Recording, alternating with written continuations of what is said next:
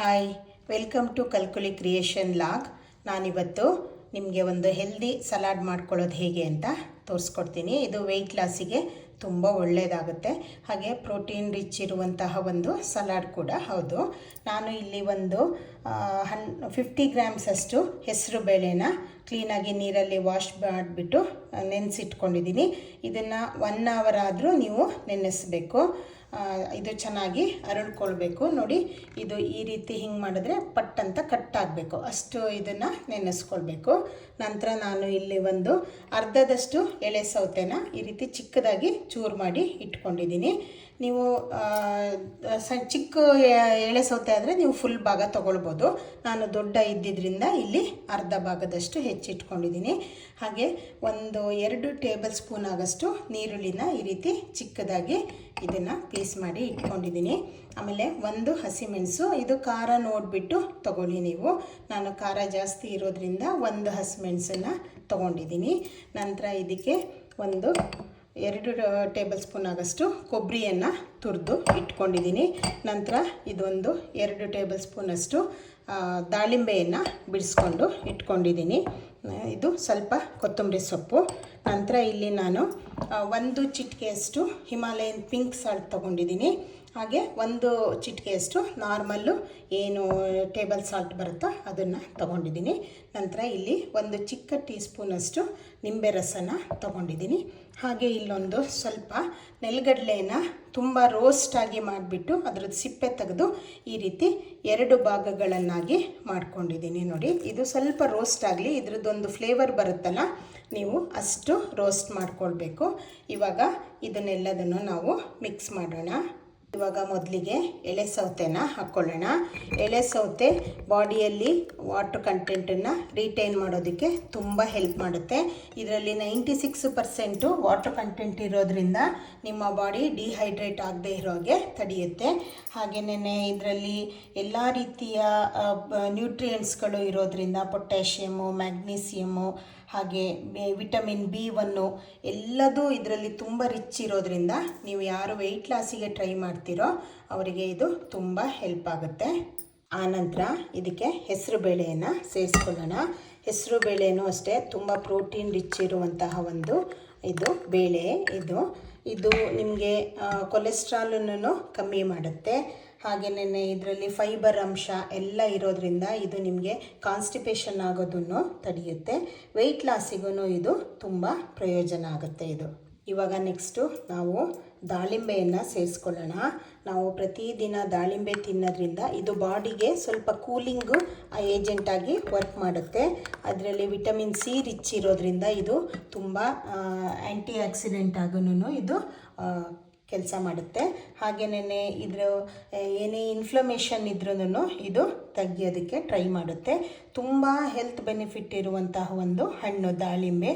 ಇದು ಅನೇಕ ನಮಗೆ ಡಿಸೀಸಸ್ ಬರೋದನ್ನು ತಡೆಯುತ್ತೆ ದಾಳಿಂಬೆ. ಇವಾಗ ನಂತರ ನಾವು ಹಸಿಮೆಣಸನ್ನು ಉಪಯೋಗಿಸ್ಕೊಳ್ಳೋಣ, ಮಿಕ್ಸ್ ಮಾಡೋಣ. ಇದು ನಿಮಗೆ ಖಾರಕ್ಕೆ ಎಷ್ಟು ಬೇಕೋ ಹಾಗೆ ಆ ರೀತಿ ಇದು ಮಾಡ್ಕೊಳ್ಳಿ. ನಂತರ ನೀರುಳ್ಳಿಯು ಅಷ್ಟೇ ಸಹ ಇದು ನಮಗೆ ಬಾಡಿ ಹೀಟ್ ಆಗೋದನ್ನು ನಿಮಗೆ ಕಂಟ್ರೋಲ್ ಮಾಡುತ್ತೆ. ಆಮೇಲೆ ಕೊಲೆಸ್ಟ್ರಾಲಿಗೂ ಇದು ತುಂಬ ಹೆಲ್ಪ್ ಆಗುತ್ತೆ. ಇವಾಗ ನಂತರ ನಾವು ಇದಕ್ಕೆ ಕೊಬ್ಬರಿ ತುರಿಯನ್ನು ಆ್ಯಡ್ ಮಾಡ್ಕೊಳ್ಳೋಣ. ಇದು ನೀವು ಆದಷ್ಟು ಡ್ರೈ ಕೊಬ್ಬರಿಯನ್ನು ಯೂಸ್ ಮಾಡಿ. ಇದೂ ನಮಗೆ ಬಾಡಿಗೆ ಸ್ವಲ್ಪ ಆಯಿಲ್ ಕಂಟೆಂಟನ್ನು ಕೊಡುತ್ತೆ. ಕೊಲೆಸ್ಟ್ರಾಲಿಗೂ ಆದರೆ ಹೆಚ್ಚು ಯೂಸ್ ಮಾಡಿದ್ರೆ ಕೊಲೆಸ್ಟ್ರಾಲ್ ಆಗುತ್ತೆ ಅಂತ ಹೇಳ್ತಾರೆ. ಆದರೆ ನಾವು ಸ್ವಲ್ಪ ಪ್ರಮಾಣದಲ್ಲಿ ಇದು ಯೂಸ್ ಮಾಡೋದ್ರಿಂದ ನಮ್ಮ ಜಾಯಿಂಟ್ಗಳಿಗೆಲ್ಲ ಸ್ವಲ್ಪ ಆಯಿಲ್ ಕಂಟೆಂಟು ಸಿಕ್ಕುತ್ತೆ. ಹಾಗಾಗಿ ಒಣ ಕೊಬ್ಬರಿಯನ್ನು ಉಪಯೋಗಿಸ್ಕೊಳ್ಳಿ. ನಂತರ ಇದಕ್ಕೆ ನಾನು ಉಪ್ಪನ್ನು ಆ್ಯಡ್ ಮಾಡ್ಕೊಳ್ತೀನಿ. 2 ರೀತಿಯ ಉಪ್ಪುಗಳನ್ನು ತೊಗೊಂಡಿದ್ದೀನಲ್ಲ ನಾನು, ಇಲ್ಲ ನೀವು ಯಾವುದೇ ಒಂದಾದ್ರೂ ನೀವು ಬೇಕಿದ್ದರೆ ಯೂಸ್ ಮಾಡ್ಕೊಳ್ಬೋದು. ನಂತರ ಇದಕ್ಕೆ ನಿಂಬೆ ರಸ ಸ್ವಲ್ಪ ಕಮ್ಮಿನೇ ಹಾಕ್ಕೊಳ್ಳಿ, ಯಾಕಂದರೆ ಸೌತೆಕಾಯಿ ಸ್ವಲ್ಪ ಹುಳಿ ಅಂಶ ಇರುತ್ತಲ್ಲ ಹಾಗಾಗಿ. ಆಮೇಲೆ ಕೊತ್ತಂಬರಿ ಸೊಪ್ಪನ್ನು ಹಾಕ್ಕೊಳ್ಳಿ. ಕೊತ್ತಂಬರಿ ಸೊಪ್ಪು ಚೆನ್ನಾಗಿ, ಇದು ಸಹ ನಮಗೆ ತುಂಬ ಹೆಲ್ತ್ ಬೆನಿಫಿಟ್ ಇರುವಂತಹ ಒಂದು ಸೊಪ್ಪು ಇದು. ಕೊತ್ತಂಬರಿ ಸೊಪ್ಪು ನಾವು ಲಾಸ್ಟಲ್ಲಿ ಡೆಕೋರೇಷನ್ನಿಗಾಗಿ ಯೂಸ್ ಮಾಡಿದ್ರೂ ಸಹ ಇದರಲ್ಲಿ ಸ್ವಲ್ಪ ಕಮ್ಮಿ ಪ್ರಮಾಣದಲ್ಲಿ ಕ್ಯಾಲೋರೀಸ್ ಇರುತ್ತೆ. ಸ್ಯಾಚುರೇಟೆಡ್ ಇದು ಫ್ಯಾಟು ಕಂಟೆಂಟ್ ಇರುತ್ತೆ ಇದರಲ್ಲಿ. ಹಾಗಾಗಿ ಹೆಚ್ಚಿನ ಪ್ರೋಟೀನು ಮತ್ತು ಫೈಬರ್ ಅಂಶನೂ ಇದರಲ್ಲಿ ಇರುತ್ತೆ. ಇದೆಲ್ಲದರಿಂದ ಇದನ್ನು ನಾವು ಹಸಿಯಾಗಿ ತೊಗೊಳೋದ್ರಿಂದ ಇದು ನಮಗೆ ಕಾನ್ಸ್ಟಿಪೇಷನ್ ಇರೋರಿಗೆ ಇದು ತುಂಬ ಚೆನ್ನಾಗಿ ವರ್ಕ್ ಆಗುತ್ತೆ. ನಂತರ ಇದು ನಮ್ಮ ಗಟ್ ಹೆಲ್ತಿಗೂ ಸಪೋರ್ಟ್ ಮಾಡುತ್ತೆ. ಯಾಕಂದರೆ ಇದೆಲ್ಲ ರಾ ಫುಡ್ ಆಗಿರೋದ್ರಿಂದ ನಮ್ಮ ಗಟ್ಟು ಚೆನ್ನಾಗಿ ಇರುತ್ತೆ. ನಂತರ ಇದಕ್ಕೆ ಲಾಸ್ಟಲ್ಲಿ ನಾವು ಏನು ಡ್ರೈ ಮಾಡಿರುವಂಥ ನೆಲಗಡಲೆ ಇದೆಯಲ್ಲ ಇದನ್ನು ಆ್ಯಡ್ ಮಾಡ್ಕೊಳ್ಳೋಣ. ಇದು ಸಹ ಒಂದು ಪ್ರೋಟೀನ್ ಇರುವಂತಹ ಒಂದು ಇದಾಗಿದೆ, ಸೀಡಾಗಿದೆ ನೆಲಗಡಲೆ. ಇದನ್ನು ಸ್ವಲ್ಪ ಕಮ್ಮಿ ಪ್ರಮಾಣದಲ್ಲಿ ಉಪಯೋಗಿಸಿದ್ರೆ ಏನೂ ತೊಂದರೆ ಇಲ್ಲ, ಆದರೆ ಹೆಚ್ಚಿನ ಪ್ರಮಾಣದಲ್ಲಿ ಉಪಯೋಗಿಸ್ಬಾರ್ದು ಅಂತ ಹೇಳ್ತಾರೆ. ಇವಾಗ ಇದನ್ನೆಲ್ಲ ಚೆನ್ನಾಗಿ ಮಿಕ್ಸ್ ಮಾಡ್ಕೊಳ್ಳಿ. ಇದು ನೀವು ಡಯಟ್ ಮಾಡೋರಾದರೆ ಊಟದ ಬದಲಿಗೆ ಈ ಸಲಾಡನ್ನು ನೀವು ತಗೊಳ್ಬೋದು. ಆವಾಗ ನೀವು ಊಟದ ಸ್ಕಿಪ್ ಮಾಡೋದಕ್ಕೆ ಆಗುತ್ತೆ. ಹಾಗಾಗಿ ಇದು ನಿಮಗೆ ವೆಯ್ಟ್ ಲಾಸಿಗೆ ತುಂಬ ಹೆಲ್ಪ್ ಆಗುತ್ತೆ. ಹಾಗೆ ನಾನು ಇಂತಹ ಅನೇಕ ಡಿಫ್ರೆಂಟ್ ಟೈಪ್ಸು ಸಲಾಡ್ಗಳನ್ನು ನಾನು ನನ್ನ ಮುಂದಿನ ದಿನಗಳಲ್ಲಿ ನನ್ನ ರೆಸಿಪಿ ಚಾನಲಲ್ಲಿ ಹಾಕ್ತೀನಿ. ಹಾಗೆಯೇ ನಾನು ಹಾಕುವಂಥ ಎಲ್ಲ ಅಡುಗೆ ನಿಮಗೆ ಇಷ್ಟ ಆಗುತ್ತೆ ಅಂತ ನಾನು ಭಾವಿಸ್ತೀನಿ. ನನ್ನ ಕಲ್ಕುಲಿ ಕ್ರಿಯೇಷನ್ ಲಾಗ್ಸ್ ಚಾನಲ್ ಏನಿದೆ ಇದನ್ನು ಸಬ್ಸ್ಕ್ರೈಬ್ ಮಾಡಿ, ಲೈಕ್ ಆ್ಯಂಡ್ ಶೇರ್ ಮಾಡಿ, ಕಮೆಂಟ್ ಮಾಡಿ.